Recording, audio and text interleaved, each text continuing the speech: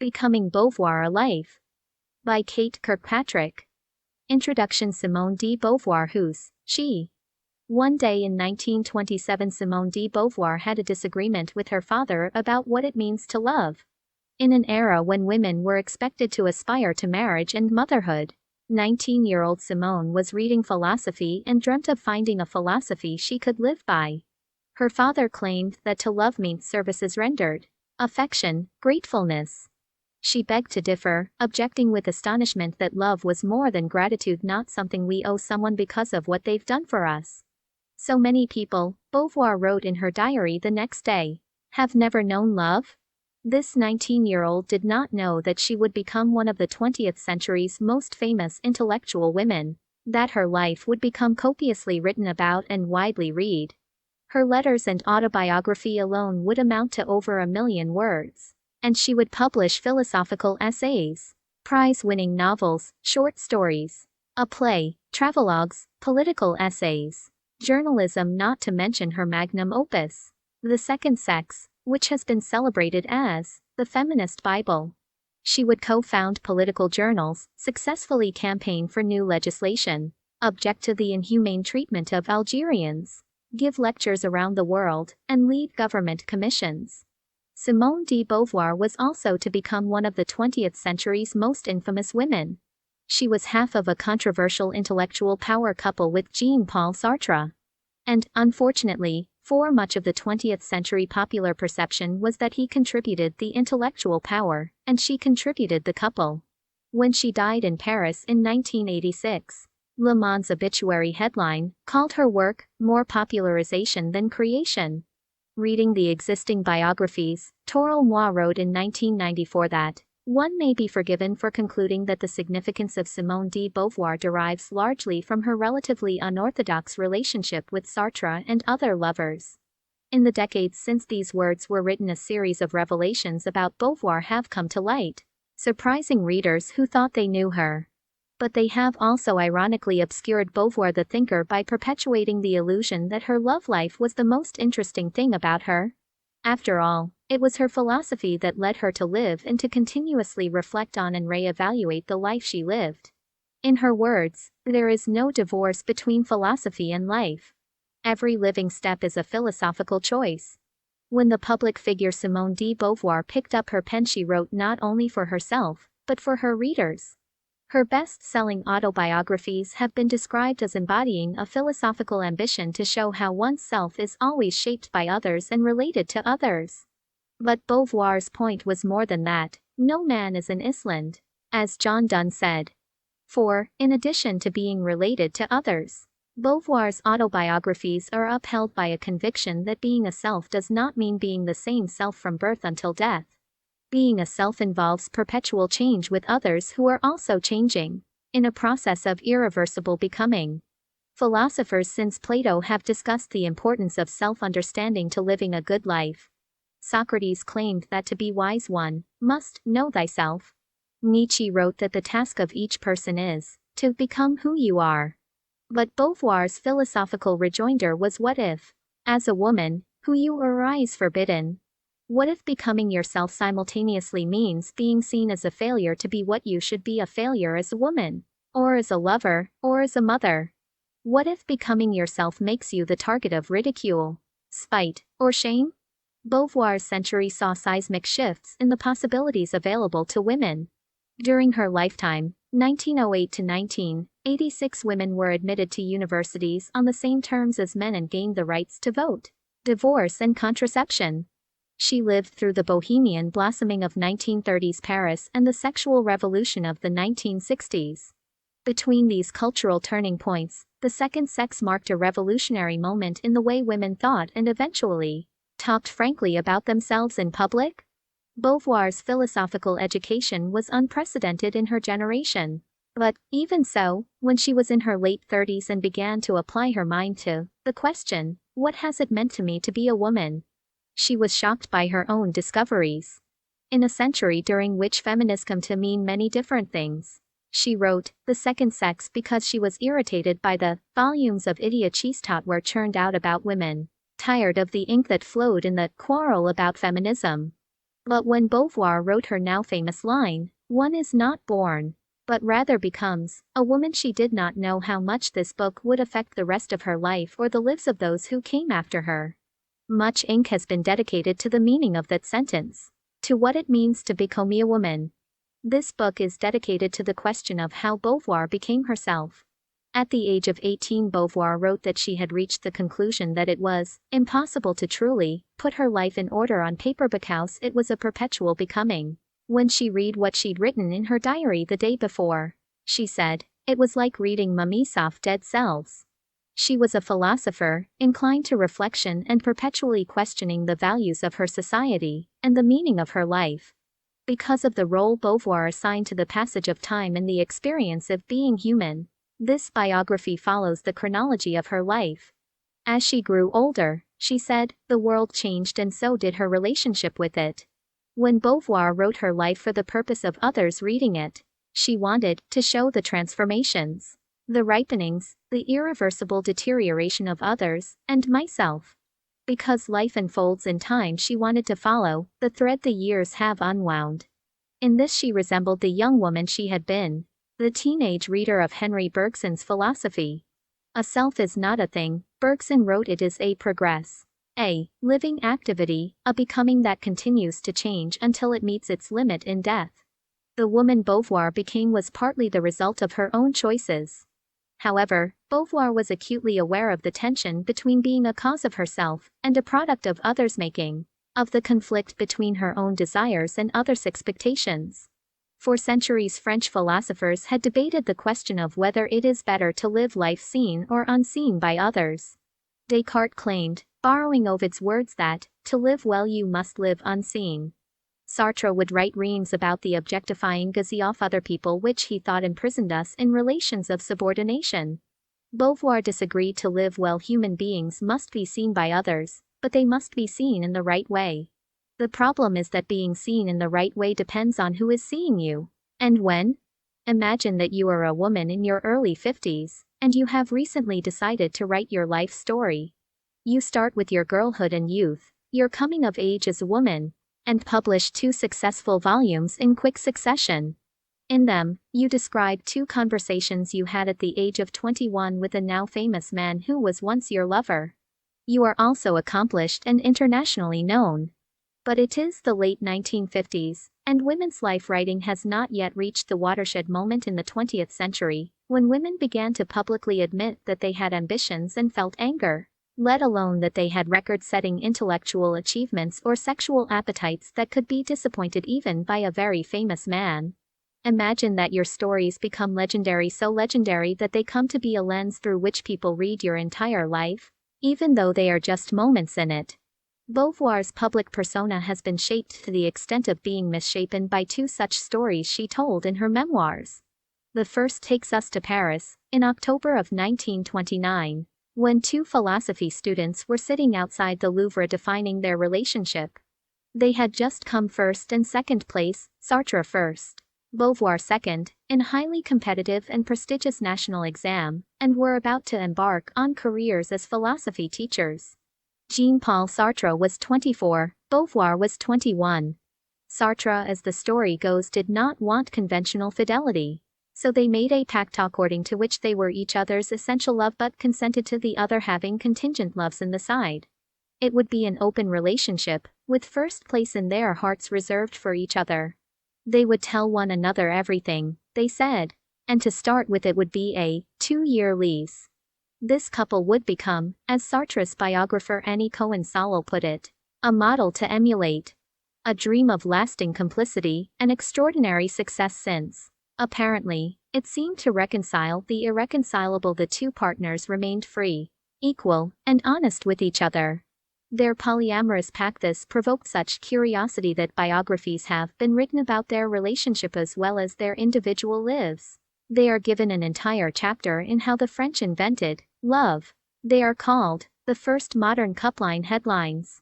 Carlo Levi described Beauvoir's The Prime of Life as telling the great love story of the century. In her 2008 book about Beauvoir and Sartre's relationship, Hazel Rowley wrote that, like A.B. Lard and H. Lowe Southeast, they are buried in a joint grave. Their names linked for eternity. They're one of the world's legendary couples. We can't think of one without thinking of the other, Simone de Beauvoir and Jean-Paul Sartre. In one sense, this book exists because it is difficult to think of one without the other. After working on Sartre's early philosophy for several years, I grew increasingly suspicious about the asymmetries in the ways that the lives of Beauvoir and Sartre have been considered. Why, when Beauvoir died, did every obituary of her mention Sartre, while when Sartre died, some obituaries did not mention her at all? For much of the 20th century, and even the 21st, Beauvoir has not been remembered as a philosopher in her own right. In part, this is due to a second significant story Beauvoir herself told. Earlier in 1929, also in Paris, by the Medici fountain in the Luxembourg Gardens, Beauvoir decided to tell Sartre about her own ideas about the pluralist had been developing in her notebook, yet Sartre took it apart, and she suddenly became uncertain of her true capacity intellectually. There is little doubt that she was one of the star philosophy students of a famously stellar era. That summer, at the age of 21, she would be the youngest person ever to pass the highly competitive agrégation exams. As well as Sartre, the budding philosopher Maurice Merleau-Ponty sought Beauvoir out for her conversation, and valued it enough to engage with her in person and in print for decades to come. But even later in her life, Beauvoir would insist. "I am not a philosopher, I am a literary writer," she claimed, and Sartre is the philosopher. This conversation by the Medici fountain has led later generations to ask, did Beauvoir, the very woman who wrote The Second Sex, underestimate or deceptively understate her own ability? Why would she do either of these things? Beauvoir was a formidable figure. Many of her achievements were without precedent, blazing the trail for women to come. In feminist circles, she has been celebrated as an exemplary ideal, a symbol of the possibility, despite everything, of living one's life the way one wants to, for oneself, free from conventions and prejudices, even as a woman. However, one of the central claims of The Second Sex is that no woman ever has lived her life free from conventions and prejudices. Beauvoir certainly did not. And this biography tells the story of how, in many ways, she suffered from them and how she fought back. Close readers of Beauvoir have always suspected that she was editing her image in her autobiography, but it was not always clear how or why she did this. After all, the story of the pact showed a woman who was committed to telling the truth, and the author of The Second Sex wanted to shine light on the reality of women's situations. Did her commitment to scrutiny stop short at herself? If not, why would she hide significant parts of her life, intellectual and personal, from view? And why is it important to reconsider the way her life is remembered now? The first answer to these questions, there are two, is that we have access to new material. Beauvoir's autobiographies were published in 4 volumes between 1958 and 1972. Over the course of her life, she wrote many other works that included autobiographical material, including 2 chronicles of her travels to America, 1948, and China, 1957, and 2 memoirs of the deaths of her mother, 1964, and Sartre, 1981. She also published a selection of Sartre's letters to her, 1983. During her lifetime, some in the circle that grew around Sartre and Beauvoir, known patronymically as the Sartre family, La Famille Sartre, or more simply, the family, thought they could see what Beauvoir was doing with the autobiographical project, putting herself in control of their public image. Many have assumed that she did this out of jealousy because she wanted to be remembered as first in Sartre's romantic life, as his essential love. But in the decades since Beauvoir's death in 1986, new diaries and letters have been made public that challenge this assumption. After Beauvoir published Sartre's letters to her in 1983, she lost some friends when the details of their relationships were brought out into the open. And when her war diary and letters to Sartre were published after her death in 1990, many were shocked to learn that not only had she had lesbian relationships, but that the women with whom she had them were former students. Her letters to Sartre also exposed the philosophical character of their friendship and her influence on his work, but this drew less comment. Then came her letters to her American lover Nelson Algren. In 1997, And the public again saw a Beauvoir they had never expected, a tender, sensitive Simone who penned more passionate words for Algren than for Sartre. Less than a decade later, in 2004, her correspondence with Jacques-Laurent Bast was published in French, showing that within the first decade of her pact with Sartre, Beauvoir had another ardent affair with a man who remained close to her until her death. It was another shock, shifting Sartre from the romantic zenith he occupied in the public imagination. Sartre battled to establish Beauvoir's centrality to his intellectual life, publicly acknowledging her rigorous critical influence on his work. But evaluating Beauvoir's life seems to require the forcible displacement of Sartre from the center. Over the past decade, more new publications and documents have been released that show Beauvoir in an even clearer light. Beauvoir's student diaries, which show the development of Beauvoir's philosophy before she met Sartre and her early impressions of their relationship, reveal that the life she lived was very different from the life she recounted for the public. Although the diaries were published in 2008 in French, they are not yet available in full in English. So this period of her life is not well known outside scholarly circles. And in 2018, more new material became available to researchers, including letters Beauvoir wrote to the only lover she ever lived with, or addressed by the familiar second person, to Claude Lanzmann. In the same year, a prestigious 2-volume, PLIed edition of Beauvoir's memoirs was released in France, complete with extracts from unpublished diaries and working notes for her manuscripts. In addition to these publications in French, in recent years the Beauvoir series, edited by Margaret Simons and Sylvie Le Bon de Beauvoir, have found, translated and published or republished many of Beauvoir's early writings. From her philosophical essays on ethics and politics to magazine articles she wrote for Vogue and Harper's Bazaar. This new material shows that Beauvoir omitted a great deal from her memoirs, but it also shows some of the reasons behind her omissions. In the media-saturated internet age, it is difficult to imagine the extent to which Beauvoir's publication of autobiography defied contemporary conventions of privacy. Her 4 volumes, or 6, counting the memoirs of her mother's and Sartre's deaths, cultivated a sense of intimate familiarity in her readers. But she did not promise to tell all. In fact, she told her readers that she had deliberately left some things obscure. The most recent new material, her diaries and unpublished letters to Claude Lanzmann, show that it was not just lovers she left in obscurity, but the early genesis of her philosophy of love and the influence of her philosophy on Sartre. Throughout her life she was plagued by people doubting her ability or originality. Some even suggested that Sartre wrote her books. Even the mammoth edifice that is, the second sex, was accused of resting on 2 slender postulates taught Beauvoir took from Sartre's being and nothingness. She was accused of referring to Sartre's works as if to a sacred text. In some of her writings she explicitly condemns these belittlements as false. But they afflicted her in life and after death, in addition to the one that called her a popularizer. Another obituary dismissively declared her incapable of invention. It may come as a surprise to today's readers to hear this woman be accused of being unoriginal. But it was, and still is, sadly an allegation frequently made against women writers and often internalized by them.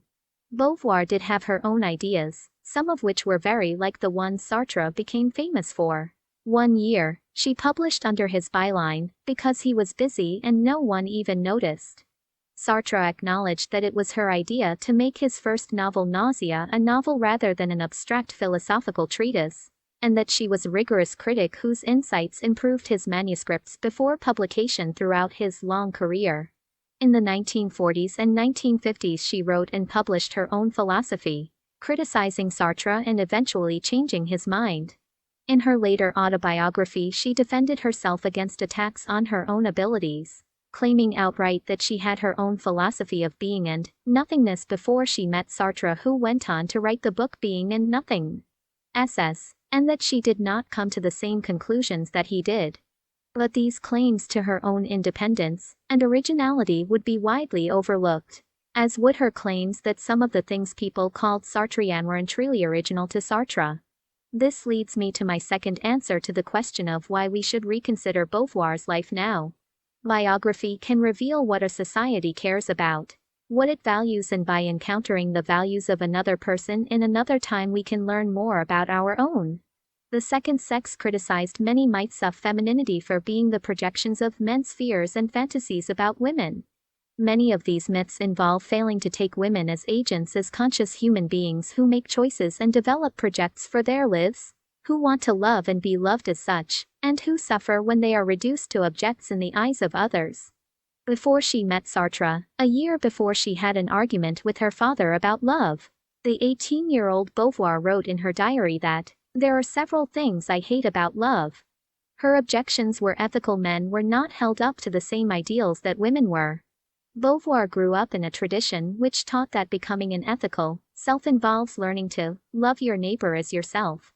But in Beauvoir's experience, this injunction was rarely applied. People always seemed to love themselves too much or too little. No example of love from books or life satisfied her expectations. It is far from clear whether Beauvoir's expectations were satisfied by the love she went on to have.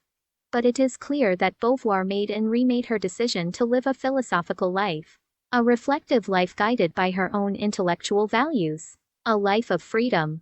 She chose to do this by writing in several literary forms and to do this in lifelong conversation with Sartre. It matters to reconsider Beauvoir's life now, because Beauvoir and Sartre were united in the popular imagination by a very ambiguous word, love, and love was a concept that Beauvoir subjected to decades of philosophical scrutiny. Reconsidering Beauvoir's life also matters because over time Beauvoir became dissatisfied with the way her life was depicted, with the way the persona, Simone de Beauvoir, departed from the narrative of conventional marriage only to be subsumed by another erotic plot. Even after her death, widespread assumptions about what women want and what women can do affected the way Beauvoir's life is remembered. Whether romantically or intellectually, she has been cast as Sartre's prey. Romantically, the idea that Beauvoir was Sartre's victim relies heavily on the assumption that where love concerned all women, if they're really honest with themselves, want lifelong monogamy with men. Over the 5 decades of the legendary couple, Sartre very publicly courted numerous contingent women. Beauvoir, on the other hand, appeared, because they were omitted from her memoirs, to have few contingent relationships with men, all of which were over by her early 50s. On this basis, some concluded that Sartre hoodwinked her into an exploitative relationship in which, despite being unmarried, they played the all too familiar parts of feckless womanizer and faithful woman. Sometimes her life is described as a casualty of patriarchal norms, which suggest, among other things, that an aging or intellectual woman was not as romantically desirable as an aging or intellectual man. And sometimes she is the dupe of her own foolishness. As her former student, Bianca Lamblin, put it, Beauvoir planted the seeds of her own unhappiness by refusing marriage and family. Louis Menon wrote in The New Yorker that Beauvoir was formidable, but she was not made of ice. Though her affairs, for the most part, were love affairs, it is plain from almost every page she wrote that she would have given them all up if she could have had Sartre for herself alone. By contrast, Beauvoir's student diaries show that within weeks of meeting Jean-Paul Sartre, she assigned him only one irreplaceable role. She was delighted to have found Sartre, writing that he is in my heart, in my body, and above all, for in my heart and my body many others could be the incomparable friend of my thought. It was friendship rather than love, she later explained in a letter to Nelson Algren, because Sartre does not care much for sexual life. He is a warm, lively man everywhere, but not in bed. I soon felt it, though I had no experience. And little by little, it seemed useless, and even indecent, to go on being lovers. Was the great love story of the century ultimately the story of a friendship? Intellectually, Beauvoir has also been portrayed as a victim of Sartre, patriarchy, or personal failure. Did Beauvoir internalize misogyny? Did she lack confidence in her own philosophical ability? Throughout her public life, Beauvoir was accused of popularizing Sartre's ideas. She has been taken to borrow Virginia Woolf's metaphor as a magnifying mirror, with the magic and delicious power of reflecting the figure of man at twice its natural size. Even worse, she has been accused of being satisfied with playing this reflective role. But it is difficult to know how much Beauvoir's purported secondary status owes to Beauvoir and Sartre themselves, and how much to attribute it to widespread cultural sexism. Even today, We know that women are more often described in relational, personal, or familial terms than professional, more likely to be described with passive verbs than active ones, subject to negative gender distinctions, for example. Despite being a woman, Simone thought like a man, and paraphrased rather than cited in their own voice. Prominent commentary spanning Beauvoir's career provides illustration after illustration of her public definition as Sartre's derivative double, or worse. The New Yorker, the 22nd of February 1947. Sartre's female intellectual counterpart. The prettiest existentialist you ever saw. William Barrett, philosopher, 1958. That woman, his friend, who wrote a book of feminine protest. La Petite Larousse, 1974. Simone de Beauvoir, woman of letters, Sartre's disciple. The Times of London, 1986. In both her philosophical and political thinking, she follows his lead. La Petite Larousse, 1987. Simone de Beauvoir, Sartre's disciple and companion, and an ardent feminist. Dieter Bear, Beauvoir's first biographer, 1990. Sartre's companion, who applies, disseminates, clarifies, supports, and administers philosophical, aesthetic, ethical, and political principles. The Times Literary Supplement, 2001. Sartre's sex slave? Because many of Beauvoir's own words have not been available until relatively recently, even some of her most insightful commentators have cast her as someone who passively succumbed to Sartre's spell. Intellectually, Beauvoir has been described as a closet philosopher who renounced philosophy, becoming second to Sartre because she saw intellectual success to be incompatible with seduction. Romantically, Tourelmois wrote, Beauvoir's relationship to Sartre was the one sacrosanct area of her life to be protected even against her own critical attention. Bell Hooks writes that Beauvoir passively accepted Sartre's appropriation of her ideas without acknowledging the source. But personally, Beauvoir was critical of Sartre from the early days of their relationship, and philosophically she did defend her own originality, although it is true that this would become more pronounced later in her life. After she saw just how inflated and one-sided claims of Sartre's influence on her became. Alongside concerns that she was an exploited victim, Beauvoir has also been depicted as an exploitative vixen. The posthumous publication of Beauvoir's letters to Sartre and her diaries from the Second World War revealed that she had sexual relationships with 3 young women in the late 1930s and early 1940s, all of whom were her own former students. In some cases, Sartre would later have relationships with them too. It is bad enough, the objection goes, that she preyed upon women many years her junior and in dynamics of unequal power. But did Simone de Beauvoir groom young women for Sartre? The couple of the pact clearly valued truth-telling. It was a central part of the public mythology of their relationship. So when details of their trios came to light, they provoked shock, disgust, and character assassination. It turned out that these two advocates of truth-telling constantly told lies to an array of emotionally unstable young girls. But the disdain they provoked was, again, suspiciously asymmetrical, whether because Beauvoir was a woman or because she was the woman who would go on to write The Second Sex. It seemed so much more surprising that she could be guilty of such behavior. When Beauvoir's wartime diary was published in English in 2009, one disgusted reviewer entitled her review, Lying and Nothingness, expressing shock that Beauvoir had written, page after dishonest pagaille in her memoirs. In the eyes of some readers, this Beauvoir cared only for herself, and her novels were vanity writ large.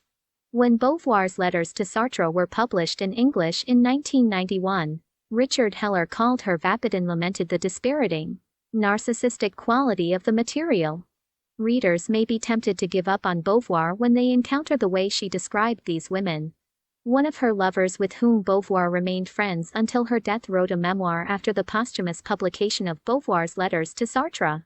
Although it was decades after the events the letters depicted, she felt used and betrayed after reading them. Who should be believed and when?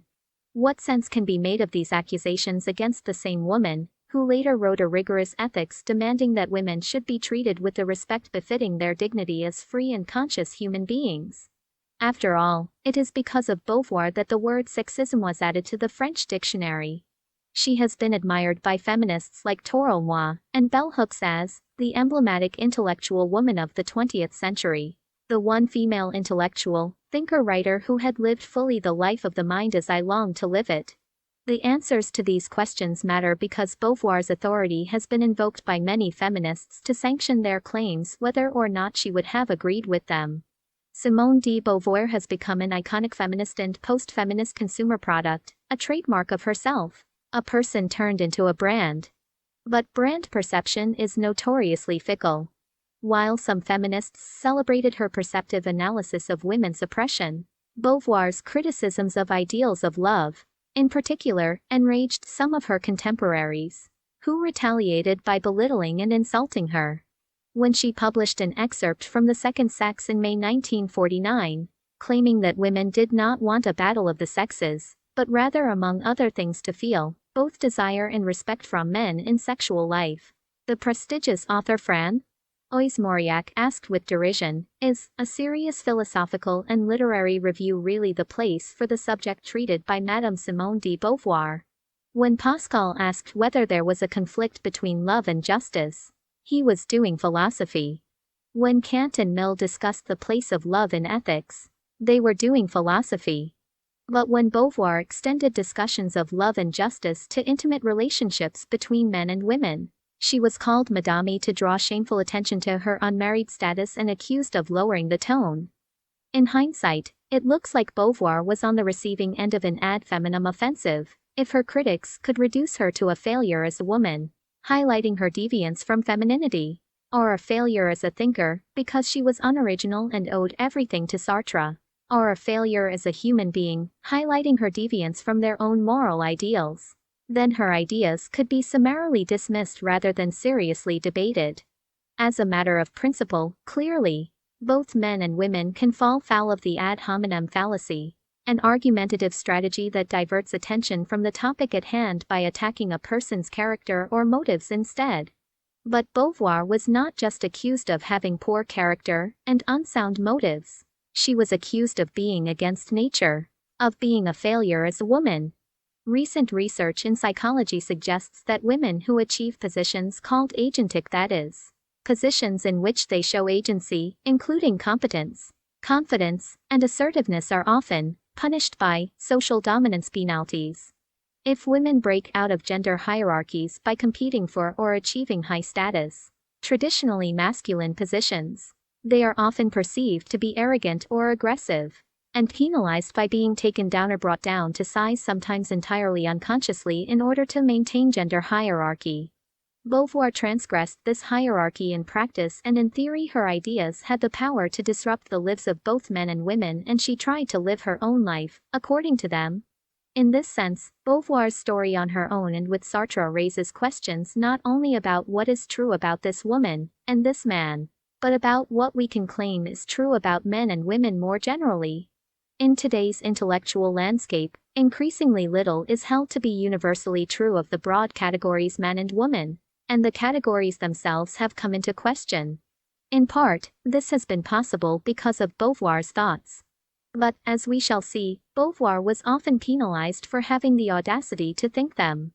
Beauvoir's own philosophy, from her student diaries to her last theoretical work on old age, distinguished between two aspects of becoming a self: the view from within and the view from without.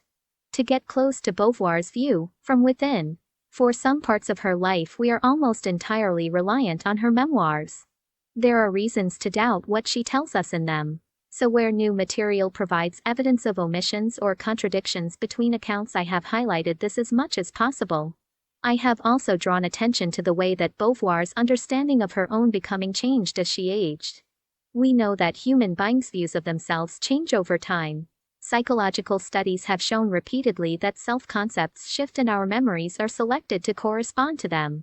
We also know that humans present themselves in a variety of ways depending on their audience. For some parts of Beauvoir's life we have private letters and diaries, but letters are always written for a particular reader, and even diaries can be written with one eye on posterity. Voltaire wrote that all we owe to the dead is truth, but between the stories we tell ourselves, the stories we tell others, and the stories they tell about us, where is the truth? This question has no easy answer, and it is made even more difficult when the biographer's subject is a woman. As Carolyn Heilbrunn notes, biographies of women, if they have been written at all, have been written under the constraints of acceptable discussion, of agreement about what can be left out. Beauvoir's life defied convention quite apart from considerations for others' privacy and the legality of what she wrote. It would have been even more scandalous for her and alienating for her readers if she had been completely honest about her life.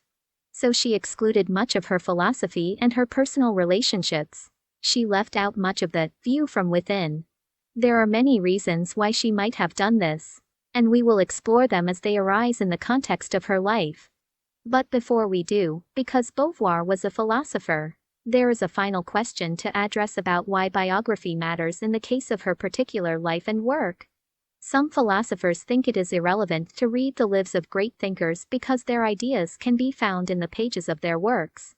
However interesting or boring the life in question, it belongs in a separate compartment to the philosophy. By contrast, others believe that a person's work cannot be understood without the life, and that learning about a philosopher's life is necessary to understand the true meaning of the work. The first, compartmentalizing, approach has the potential pitfall that its ahistoricity can lead to misunderstandings. For example, this way of reading philosophy has led to the misunderstanding that Sartre developed existentialist ethics even though Beauvoir's work on this subject was written and published first, and Sartre never published his during his lifetime. The second approach has the potential pitfall that it can result in reducing human beings to effects of external causes. Reductivist biographies are frequently guided by a particular agenda that reads into a person's life rather than letting that life speak for itself. These approaches can be very illuminating, but they can also overshadow the agency of their subjects, portraying them as products of their childhood or class rather than selves they have decided to become. Beauvoir herself would have resisted a crude distinction between life-aimed work as if work isn't living, and life doesn't require work. One of her key philosophical insights is that every human being is situated in a particular context, in a particular body, in a particular place and time and nexus of relationships. This situation shapes each individual's ability to imagine his or her place in the world, and shifts over the course of a lifetime. Moreover, in the case of women, this situation has been shaped by centuries of sexism.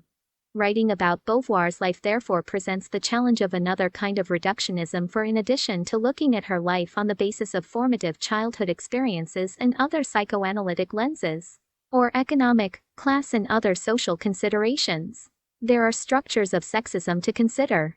We now know that her work has been cut, mistranslated or untranslated into English, and that in some cases the cuts and mistranslations altered her work's philosophical rigor and political message. But the very fact that this has happened to her work provokes the question why. In the 21st century, feminism remains a contested concept with multiple meanings. One woman's free choice is another's oppression. One man's satire is another man's sexism. And this is precisely the kind of ambiguity that Beauvoir's mature philosophy explored. Beauvoir's philosophical and autobiographical writings made the tension between freedom and constraint central to becoming an ethical self. Her literature also explored these themes, although its relation to Beauvoir's own life experience is contested. In Beauvoir's 1945 novel, The Blood of Others, her character, Chelney, objects to having her thoughts or behavior reduced to the fact that she is lower class. It's ridiculous. Always explaining people's behavior by exterior circumstances. It is as if what we think, what we are, doesn't depend on ourselves. Then her philosophy explored this tension too. In her essay, The Ethics of Ambiguity, Beauvoir wrote that the very notion of action would lose all meaning if history were a mechanical unrolling in which man appears only as a passive conductor of outside forces. This biography does not claim with finality to see the real Beauvoir, because no biographer can attain a God's eye point of view on a human life. Rather, this book is motivated by a desire to navigate the treacherous terrain between compartmentalizing Beauvoir's life and work and reducing the work to the life. It aims to give credit to the notion that what Beauvoir did depended on herself, and to acknowledge with Beauvoir that part of becoming a woman is not to be in control of all aspects of who you become. In The Second Sex she wrote that women are condemned to possess no more than precarious power, slave or idol. It was never she who chose her lot. Later in life, she realized that her public persona required her to be Simone de Beauvoir and that the persona had public power, but her philosophy committed her to the view that all she could ever do was keep becoming herself. From the age of 15, Beauvoir felt a strong vocation to be a writer, but she did not always enjoy what she became. In an early philosophical essay entitled Purus and Sinners, Beauvoir wrote that no human being wills the same thing during an entire lifetime. There is no instant in a life where all instants are reconciled. Sometimes, Simone de Beauvoir felt that her life was a wellspring from which others would drink. Sometimes she felt overwhelmed by doubt, or deeply regretted the way she treated herself and others. She changed her mind and she changed others' minds. She struggled with depression. She loved life. She was afraid of aging, terrified of death. When Beauvoir was near the end of her life, she agreed to be interviewed by Diaries Bear for a biography, in part because Bear wanted to write about all of her life, not just her feminism. Beauvoir did not like being reduced to a single dimension. Bear's book, The First Posthumous Biography 1990, to which many still refer to learn about her life, had the benefit of many interviews with her subject. But in several respects it retold the story Beauvoir had already made public. This is the first biography to draw on the story she did not make public, showing the formation of the intellectual woman before she met Sartre, how she developed and defended her own philosophy of freedom, how she wrote novels because she wanted to appeal to the freedoms of her readers, how writing The Second Sex changed her life, and how she turned to life writing and feminist activism because she wanted to be an intellectual whose works left an impact not only on readers' imaginations, but on the concrete conditions of their lives. Writing this book has been intensely intimidating, at times even terrifying. Beauvoir was a human person, whose memory I do not want to distort, whether at its most confusing, awe-inspiring, or unsettling. No matter how well documented a life is, the documentation of a life is not the life itself. I have been selective, knowing that I am guided by the interests of my own situation, and reliant on information that has already been subject to the selection of Beauvoir. I have tried to show the full spectrum of her humanity, her confidence and her doubt, her energy and her despair, her intellectual appetites and her bodily passions. I have not included every lecture, every friend, or every lover. I have, however, included her philosophy, because I could not be truthful to her contradictions or her contributions without it. Beauvoir lived an epic life. She was a globetrotter who crossed paths with Picasso and Giacometti, Josephine Baker, Louis Armstrong and Miles Davis, not to mention a monumental number of the 20th century's literary, philosophical and feminist icons. Charlie Chaplin and Le Corbusier came to New York parties in her honor, and she once claimed to have smoked 6 joints without getting high. But without philosophy, Simone de Beauvoir would not have become Simone de Beauvoir. And this is important for 2 very important reasons, because the myth that Beauvoir was Sartre's disciple has been perpetuated for long enough, and because their disagreements, their constant conversations, are a crucial part of the way she became herself. But they are only one part. In 1963, Beauvoir wrote that the public dimension of an author's life is precisely nothing more than one single dimension, and I think that everything having a relation to my literary career is but one aspect of my private life. And that is exactly why I was trying to figure out, for myself as well as for the readers, what having a certain public existence means from a private point of view. Beauvoir was critical of Sartre's philosophy and of his love, and yet he remained for her, as he quickly became in the weeks after she first met him, the incomparable friend of her thought. Her thoughts were deeply challenging to her contemporaries, and they would be silenced, ridiculed and scorned.